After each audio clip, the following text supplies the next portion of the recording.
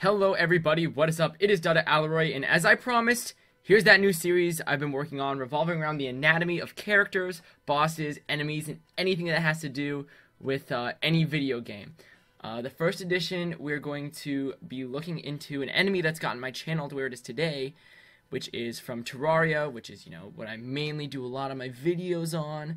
Now granted, in the future, I would like to stray away from Terraria with this series. I think there's a lot of opportunities, be it obscure games like indie games, mainstream games like Pokemon, or even, fan favorites like Skyrim, if there's a Skyrim enemy that people think is cool.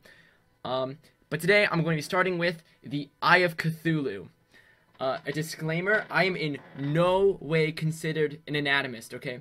If there are any errors, please feel free to humiliate me in the comment section. This video is made purely out of love for video games and a bit of an interest in anatomy.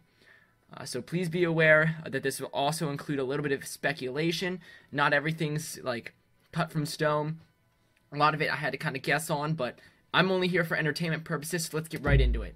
So anyways, we all know who Cthulhu is. He's this giant octopus, squid, dragon, monster, whatever you call it. He's scary, But his eyeball is not the hardest boss in Terraria. Not very scary. He's the first boss, besides the King Slime, that a player will normally fight. But he's dumb easy when you're not playing in expert mode. Otherwise, the boss is a really neat design. Today we're going to discuss if the parts of this eye are anatomically correct, as well as share some fun facts on other enemies and bosses within the game that also share the eyeball characteristics. So let's get into it and start with one part that I hope everybody should know. We're going to start at the anterior part of the eyeball. There are going to be a couple of anatomical terms in this video. You can say anterior a lot. That means the front, posterior, the back, deep, your brain is deep to your skull is superficial to your brain, that sort of stuff. If you need to know, look them up, because I'm not going to put in text annotations for every single one, because I might use them a lot. So we're going to start with the anterior part of this eye and label the pupil and iris. So starting with the iris, it's the colored part of your eye. It is responsible for controlling the amount of light that enters your eye by dilating and changing the pupil's diameter. So it's kind of strange, honestly, that the Eye Cthulhu has blue eyes with this green substance next to it. Maybe it's a extra coloration like this picture right here. So for example, the iris, when you turn the light on in a dark room, your pupil kind of seems to get smaller. It kind of does. The iris is minimizing the amount of light that's being sent into your eye. Speaking of the pupil, though, fun fact about eyeballs is that there is no such thing as a pupil. The pupil is merely just the term used for a hole or lack of space in the front of your eye which light comes through. Now, all these definitions that I'm saying that'll flash up on the screen, I wrote these myself, didn't copy and paste them for anything. All stuff I knew myself, or I looked up and then I gave my own wording on it.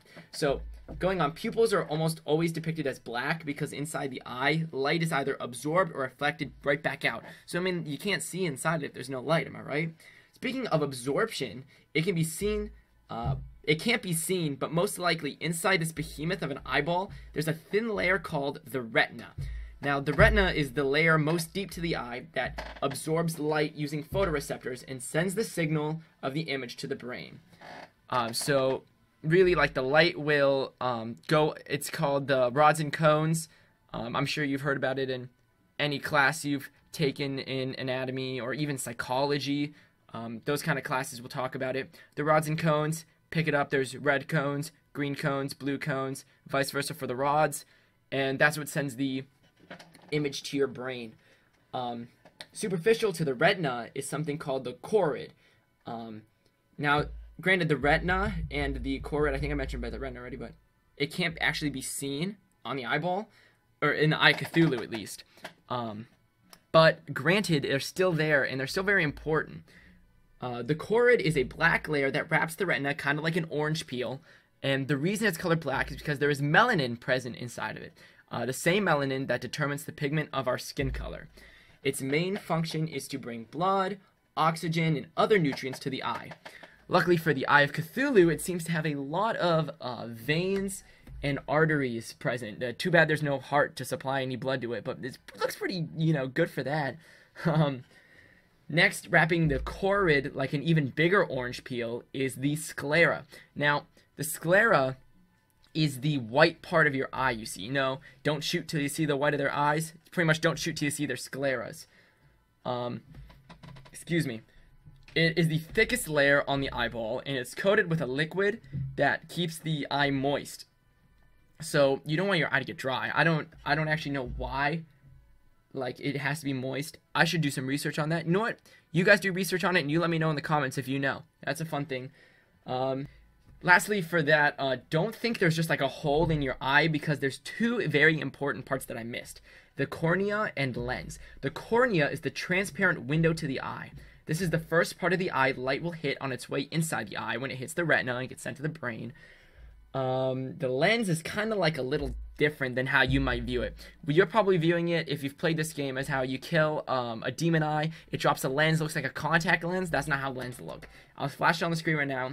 They honestly kind of look like those little butterscotch candies you get from old people. Granted, they're supposed to be clear, but likely their coloration is different due to the preservation fluid they were probably in, the formaldehyde. It probably tinted the color. But anyways, lastly, I'm going to guess that right there is the optic nerve. Actually, going back to the cornea real quick, because I didn't mention, yeah, the cornea is what refracts the light onto the lens. It's part of it that refracts onto the lens. So that's why it's like a little glass window, and it's got a little bump there. So if you look at a picture of your eye and you see like a little bump, that's your cornea. But back to this, I'm going to guess that the optic nerve is the little red things on the back. It's often called cranial nerve too. There's quite a few cranial nerves that go to your brain, and they do most of your functions with special senses and things with like your stomach and stuff. This is the nerve strand that actually sends the image interpreted by the retina right to the occipital lobe of your brain.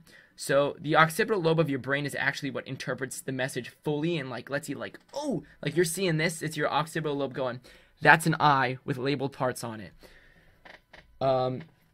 Normally, I would say that the the optic nerve looks like the stem of like an asparagus or a broccoli. It's kind of like that, but you can actually kind of peel it off and make it look like a cow tail, which is why I think like if you were to like bundle it up like a ponytail, like a girl's hair, if they pull ponytail, it would look like an optic nerve. And if you let it go, it would be kind of like wavy, like the red parts of the eye are.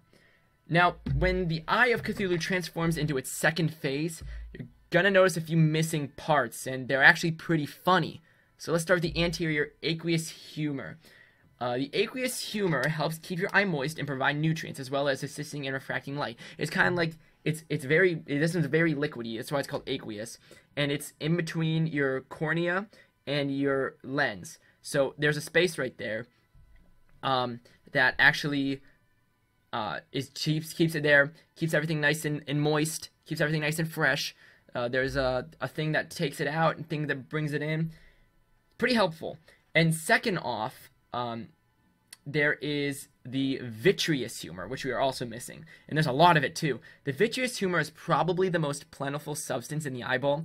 It's a gel-like substance that gives your eye its spherical shape by putting pressure on the outer layers. It also helps refract light. So think of like air inside of a balloon. You know, you don't want your retina and your sclera and your choroid kind of like flop around like a balloon, but if you blow air into it, we're going to call the air the vitreous humor.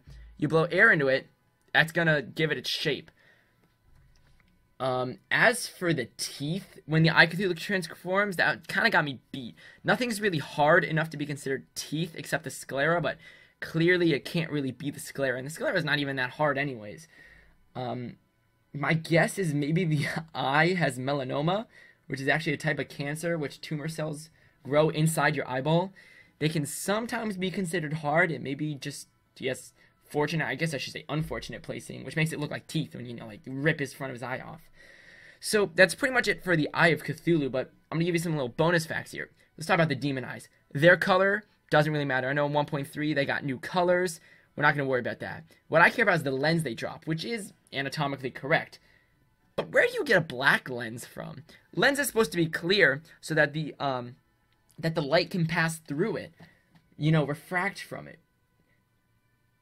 But although they may make cool sunglasses, my theory on them is far from cool. I think the black lens comes from a demon eye that might have severe cataracts on their lens, which cause normally a yellow or brownish discoloration, but it can possibly be black if it's bad enough. Cataracts, unfortunately, are pretty common, especially in older people, but black lenses are not. Maybe it's all part of some great health that the eyes keep up. I don't know. But as for the wandering eyes, I would just think of them as like mini eyes of Cthulhu's. They're not anything really special. You know, you beat them up enough, they open the teeth and, you know, melanoma, whatever. But now the wall of flesh has 2 eyes. But really, they're the same as the eye of Cthulhu's. I can't really think of anything that would be different in the eyeball that the eye of Cthulhu might have, except for, you know, the wall of flesh might have, you know, lasers. I don't know. You could think of that maybe as like a tapetum, which is what some animals use to see in the dark. It's like it's a beautiful, look up a picture, because I'm not going to put one on the video because this is going off script, but look it up. A tapetum is like, I would think of it as like Van Gogh's Starry Night Sky. It's very pretty, and it's in the eyeball of like cows, raccoons, cats, that kind of stuff, and they it's extra sensitive to light, so that's why they can see in the dark. But going on here, we have the last part I'm going to talk about is the twins. You ready for some cornea puns? Oh, get it? Okay. Anyways, the retinaser is a play on retina and laser, explaining the lasers it shoots. And spasmatism is a play on astigmatism and spastic. Now, an astigmatism is when you're not nearsighted nor farsighted. You're straight up just can't see well. That's, you know, you get glasses that have both prescription. And spastic kind of describes its attack when it's in its second form. It does the I Cthulhu, you know, dash. It's like, wow, wow, wow, wow, whatever sound it makes. That was embarrassing. Fun fact, though, the tendril that connects them actually isn't present in the eyeball. The eyes actually in your body don't connect directly at all. Like, the only thing that they connect is, like, maybe their nerves might touch, but they're not, like, anything that's, like, putting them together. There's no, like, flesh in the back of your eye that's connecting them together. Fun misconception. Unfortunately, though, the anatomy that is here doesn't really matter because they're, you know, robots. But I digress. Here are some terms that I never actually use because the eye doesn't directly have them, or they were irrelevant to the boss. They're going to flash on screen here. You can look up them up. The eyelash, you know what eyelashes are. Folium centralis is the part in your retina that has the most cones. The ciliary body is what holds your lens in place, and the canal of Schlemm is what brings out recycles the aqueous humor in the front of your eye. So I guess that's it with the eye. If I missed anything, please be sure to let me know in the comments if you know anything else interesting about eyeballs. But I really hope you enjoyed the first episode of my anatomy series. If you like more of this show, show me by clicking that thumbs up button, and also leave a comment telling me what to do next. It doesn't have to be from Terraria. It can be from any video game, and I love ideas. It could be from any video game. So just subscribe for more awesome content coming your way, and as always, thank you guys so much for watching. Peace out.